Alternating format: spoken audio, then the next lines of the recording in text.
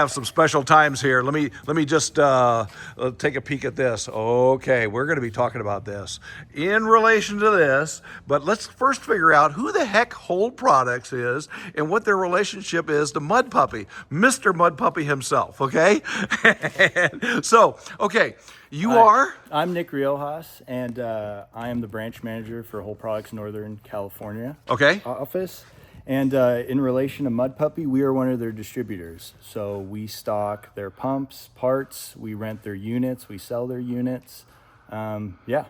So you guys have to be like friends or something, right? Absolutely. Okay.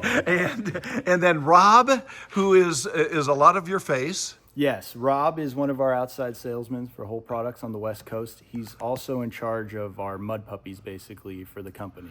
He hear previously worked at Mud Puppy. I hear nothing but good things about Yes, him. Rob So that is Absolutely. fantastic. So you are I am Kenneth Martinez. I'm the owner of Mud Puppy. okay, and then you were asleep in your bed one night, and then all of a sudden you said, "Oh my God, I can build something like this!" Right? Or what happened? So through trying to help people solve their problems of supercharging pumps, Right. with mechanical seals only holding 300 psi and failing beyond that, Okay. I've had several people try to redesign the wheel. So what I did was I started experimenting with different pre-built pumps from Europe and from Asia, and nothing gave me what I wanted. So I scrapped everything and sitting in bed one night, drew this up. I knew you were going to be in bed thinking about this. Okay. Drew this up, started playing with some computer programs. And expanded things and kind of grew the pump. And now we have our dual stage centrifugal. Okay, now, does this, so on the real basics of it, when it's matched with the right horsepower, and we'll talk about that here in a minute, but that pump will produce how many gallons a minute at what pressure? So we have ran it at 2,500 RPMs. Okay. Can I borrow that chart? We have seen... Oh, now we're getting technical. Yeah, there you Okay, go. here we go. All right. So at 2,500 RPMs, the max that we've been able to get hydraulically, Okay. we've seen 240 PSI at 500 gallons a minute. Wow. And with the deadhead pressure, we were at 300. Okay. And this is only at 2,500. So if you're able to spin it faster, you'll get more. I've had this thing fully open, no restrictions, through a 6-inch hose, and I had about 1,300 gallons a minute going through it. Wow. And that was just So that, messing around. so does this take away the need for a duplex pump, the weight of it, the size of it, the hassle content of it?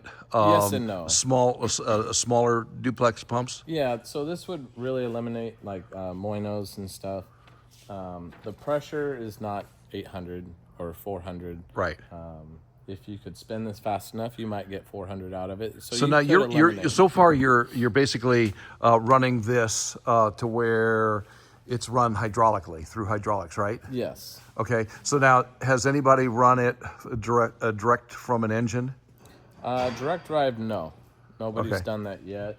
We have some of them on drilling rigs right now, mostly DM650s. They're running them hydraulically. They're getting good performance out of them. And Yeah. Let's see. Who's that guy back east? Bill Ramsey. Bill Ramsey. He was saying that this changes his world. Yeah. Okay. Yeah, there's a few people who have them. We have about 7 of them out there working right now. Okay. We have 3 of them out on Mud Puppy units. Okay. And they have eliminated the piston pump off the rig as far as the guys not using them anymore. Wow. So do you have a sense of the diameter of, like, I don't know, 12-inch or 14-inch hole for X amount of feet for the upflow? Do you have a sense of that or no? Well, supercharging, we generally see guys doing 30-inch holes and 1,200 feet down here in California. And that is just with 2 centrifugals like that. So I Right. don't see any reason this pump wouldn't do that. Wow. So Wow. I And- ran a little experiment before I had put this thing out there Right. and brought it to the trade show last year.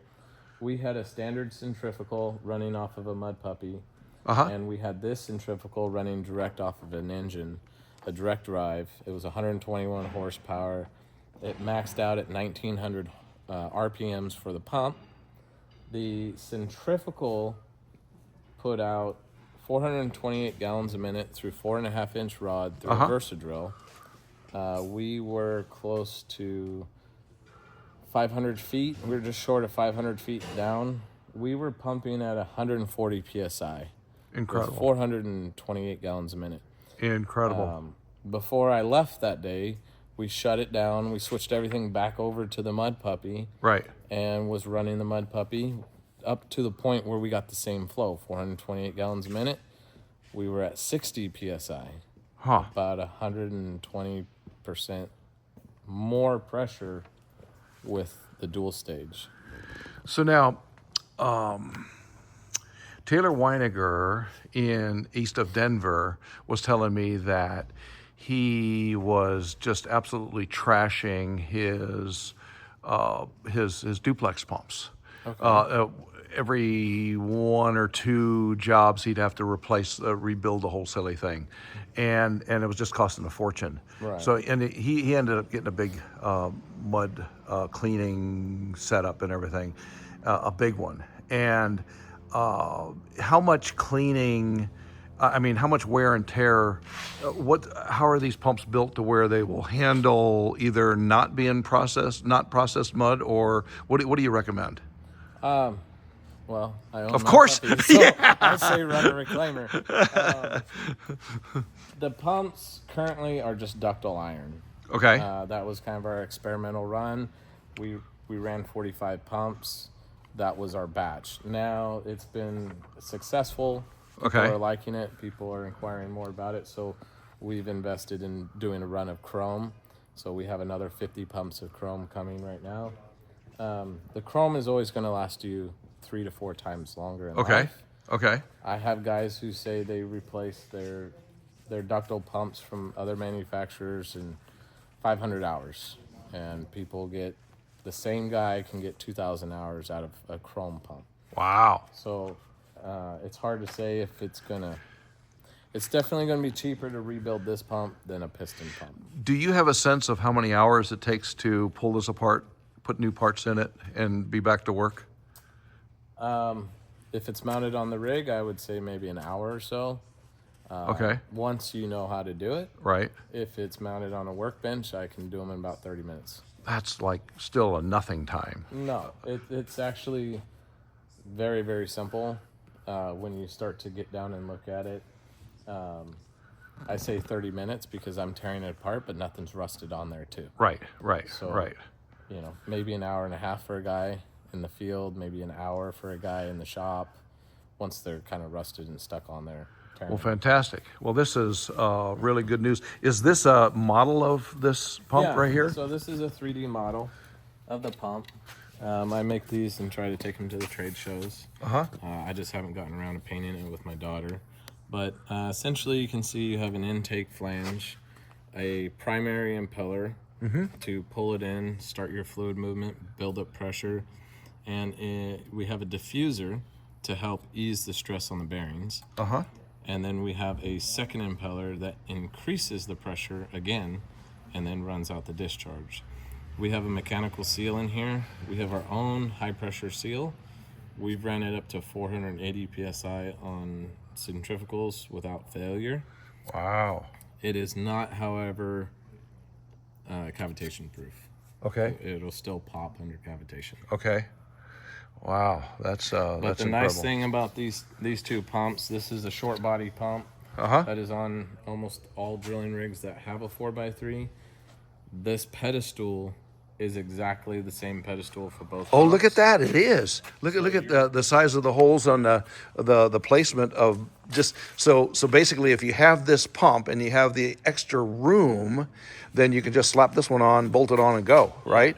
The discharge flange is about 1.5 inches taller. Yeah, I can see that. It's to make room for the housing. It's also Right. gave us room for a plug in the discharge. And then the front flange is about 6 inches further out, 6 to 7 inches. Yeah. Let's look at that. Excellent. So, all right. Well, this is fantastic news for the industry. Great job. You're not allowed to sleep. Okay.